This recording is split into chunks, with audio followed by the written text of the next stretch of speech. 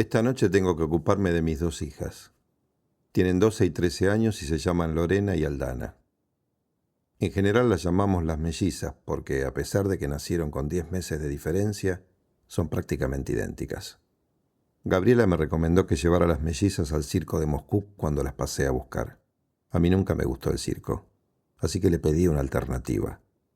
Holiday on Ice, me dijo. Sin embargo, Lorena y Aldana prefieren el circo. Supongo que porque es un espectáculo más específicamente infantil.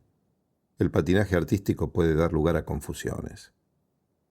Pero con tantos monos y malabaristas los tres salimos de la carpa un poco mareados. Caminamos unas cuadras para despejarnos y cuando vamos por una avenida comercial mi hija Lorena de pronto se escabulle y corre hacia una iglesia. Veo que intenta entrar pero las puertas están cerradas. Ya es de noche, tengo que salir disparado a rescatarla y explicarle que no somos creyentes. Lorena me escucha con una expresión vacía. Estamos los dos al final de las escaleras.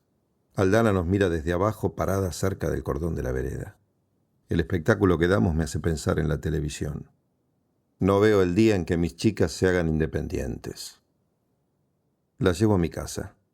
Desde hace 2 años convivo con Cecilia, que es psicopedagoga y no se lleva demasiado bien con las chicas. Dice que le inquieta demasiado que sean 2 gotas de agua y que no hayan nacido el mismo día. Cuando se quedan conmigo, las mellizas duermen en el escritorio. Tengo una especie de diván con una cama que se saca de abajo para ellas.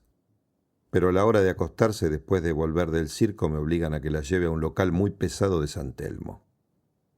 Gabriela ahora está de novia con un rockero y su grupo toca esta noche. Mis hijas no se lo quieren perder por nada del mundo. Me imploraron tanto que tuve que acceder. La madre no puede ocuparse de ellas durante el recital. Tiene que estar backstage. El grupo resulta mucho peor de lo que me esperaba. Hombres de 35 transpirando arriba de un escenario para un público de 16 años promedio. Pienso en escribirle una notita a Gabriela para que su novio la encuentre en la mesita de luz. El rock murió, lo siento, y mi firma. Pero Gabriela debe estar eufórica viviendo su segunda juventud. Hasta debe haber probado drogas duras. Al día siguiente tengo una discusión con ella por el tema de la televisión y la iglesia. Cuando nos divorciamos habíamos quedado en 2 horas por día máximo. Me dice que tengo razón, pero que no tiene forma de controlar a la mucama. Le pregunto si es una fanática. Me confiesa que un día volvió más temprano a su casa y encontró a Lorena arrodillada con 3 rosarios que le colgaban del cuello en el cuarto de servicio, que estaba lleno de velas. Le pido que eche a la mucama, pero ella me contesta que es honesta y rápida, responsable y trabajadora. Le llena la cabeza de cosas raras a tus hijas. Es muy difícil conseguir buenas mucamas. Más difícil es tener una hija chupacirios. Ya te vas a acostumbrar. A partir de ese momento vivo en el terror de que Gabriela me llame llorando para anunciarme que Lorena y la mucama se fugaron juntas. Un jueves feriado me despierto sobresaltado de la siguiente pesadilla. La policía detiene a Lorena en Plaza 11. Es de día. Gabriela y yo nos careamos con ella. Está vestida con una pollera tableada oscura y una blusa blanca almidonada. En la mano tiene una guitarra. No habla. Tiene la mirada extraviada, como la otra noche en las escaleras de la iglesia. Yo empiezo a pegarle bofetadas porque se niega a llamarme papá. El pánico me hace consultar la situación con mi abogado, pero resulta ser de una familia muy tradicional y conservadora y no consigue ver a dónde está el problema. Al día siguiente un compañero de trabajo me recomienda un par de abogados progresistas con estudio en Palermo Viejo. Estoy tentado de preguntarle si atienden a no vegetarianos. A veces me desconcierta esta mezcla que tengo de ideas avanzadas y reaccionarias al mismo tiempo. Pero de a poco el problema se diluye. Mis pesadillas se desvanecen y me resigno a creer que el fanatismo religioso de Lorena no es más que un capricho de preadolescente. 1 semana y media después, Aldana aparece drogada en el cinturón ecológico, a 300 metros de una mega discoteca. No sabe nada, no puede decir nada, no quiere abrir la boca. Ahora está con la madre. Lo único que hace es escuchar música bolichera con lágrimas en los ojos. Lorena se encerró en el baño y no quiere ver a su hermana. Estoy desconsolado. Durante días no sé qué hacer. Unos amigos me convencen una noche de ir a jugar al pádel con ellos. Después cenamos en una cantina italiana. Ellos hacen lo mismo todos los miércoles. Cuando terminamos de comer, 2 de ellos me arrastran a Tramps. Miércoles, Executives Day.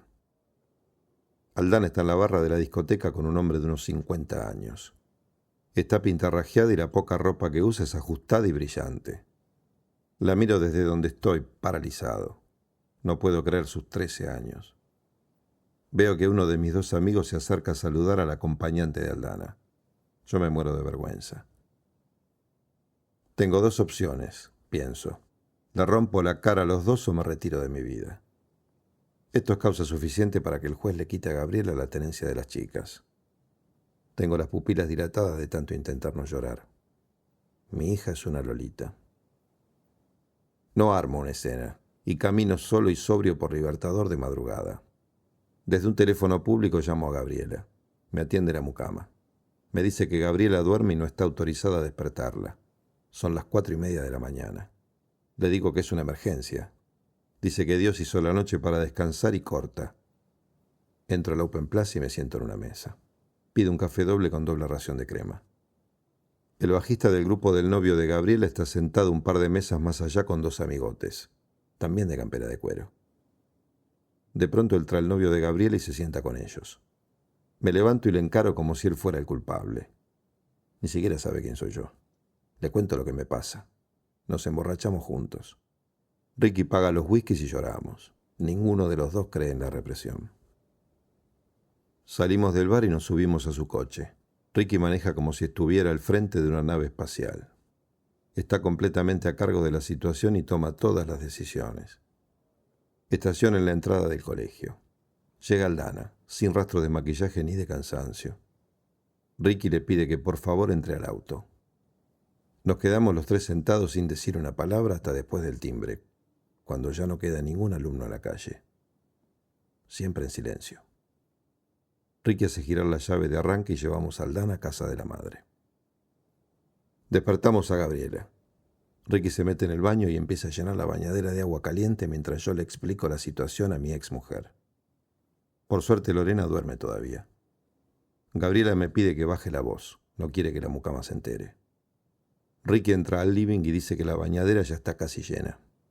Llevamos a Aldana al baño y Gabriela tira sales relajantes al agua.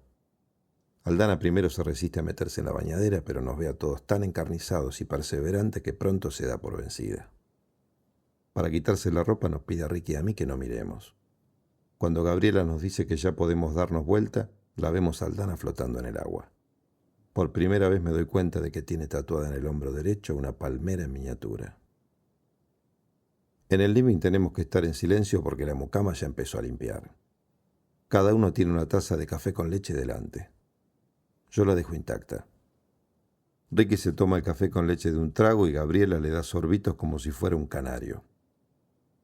1 hora más tarde, Gabriela, Ricky, Aldana y yo vamos a 100 km/h por la avenida Gaona. Ese mismo día dejamos a Aldana pupila en un colegio de monjas de Aedo.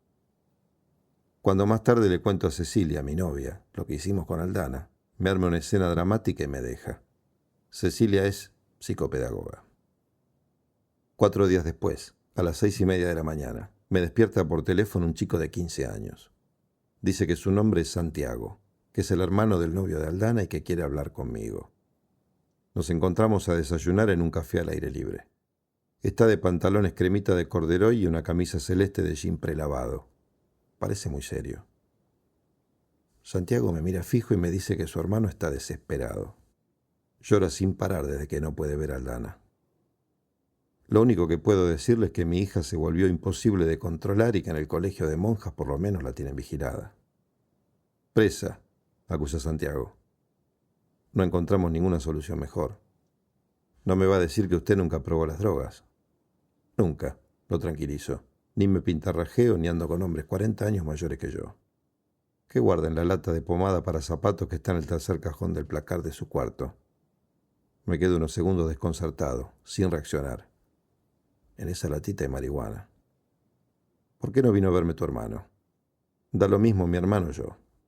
Santiago se levanta y se va. Arranco el coche, doblo a la izquierda y veo a Santiago junto a una parada de colectivo. Decido seguirlo. Se baja en Villa Urquiza y toca el timbre en una casa de una planta. Adentro se queda alrededor de 1 hora. Se toma otro colectivo hasta Devoto y con su propia llave abre la puerta de un edificio. Espero abajo. 20 minutos después aparece con el peinado cambiado. En vez de sus pantalones de corduroy y la camisa de jean prelavado, tiene puestas unas bermudas verdes desflecadas tamaño extra large y una camisa enorme a cuadros azules y rojos. Baja la vereda a la calle, apoya la tabla de skate en el pavimento y se aleja del edificio. Yo voy detrás de él en mi coche a velocidad mínima. No parece notar que lo están siguiendo. A veces se mete de contramano y lo pierdo, pero de alguna manera adivino por dónde va a reaparecer y ahí está otra vez. Finalmente, en Santa Fe y Rodríguez Peña, se pone el skate debajo del brazo y entra en la galería Bond Street. Tardo unos 10 minutos en encontrar un lugar donde estacionar. Entro en la galería. Busco a Santiago por los locales. El ambiente es de mafia juvenil.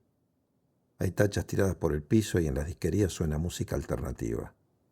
De pronto lo veo. Está en la puerta de un local del subsuelo charlando con un hombre gordo y de barba, bastante mayor que él. Compro un fanzín para disimular, bajo las escaleras y me siento en el café. Pido un licuado de manzana y banana. La moza es una chica de 15. Tiene un tatuaje en el hombro izquierdo, una palmera. Leo la revista y espío. Santiago camina hacia mí. No sé si ocultarme o no, pero ya no hay tiempo.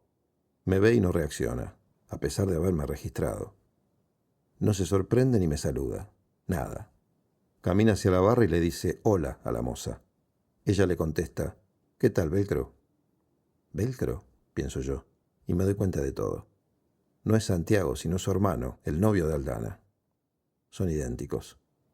Velcro se sienta a una mesa, entierra la cara entre sus manos y llora. Ahora la moza deja sobre mi mesa la jarrita del licuado, un vaso y el ticket. Se queda parada esperando que le pague. Sin dejar de mirar a Velcro, busco dinero en la billetera y se lo doy a la chica. Mis ojos hacen foco en su hombro izquierdo y le digo, «Qué lindo tatuaje tenés». «¿Te gusta?», me dice ella. En ese mismo momento doy vuelta a la hoja del fanzine y mi corazón también da un vuelco.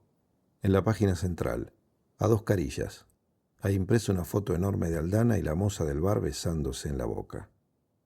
Las dos tienen un hombre desnudo con el tatuaje de la palmera.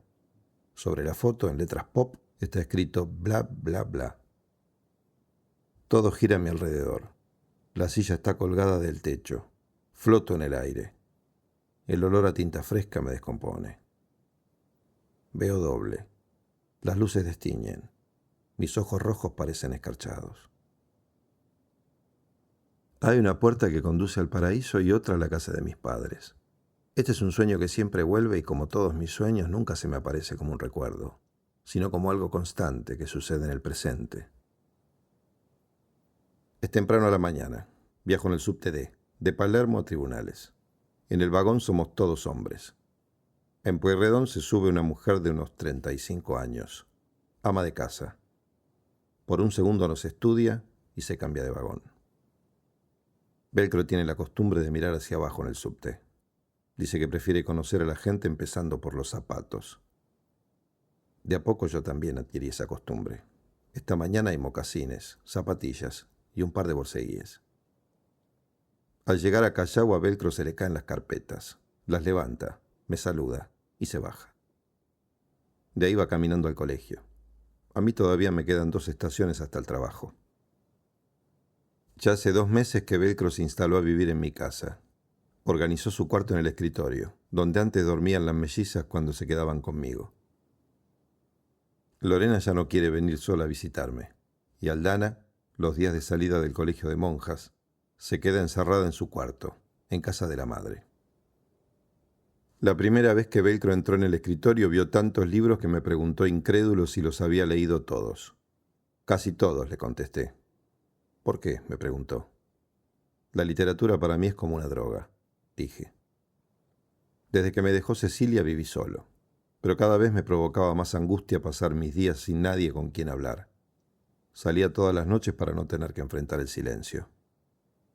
Velcro para mí es como un perro. Está ahí cada vez que vuelvo a casa. Es discreto, trae pocos amigos.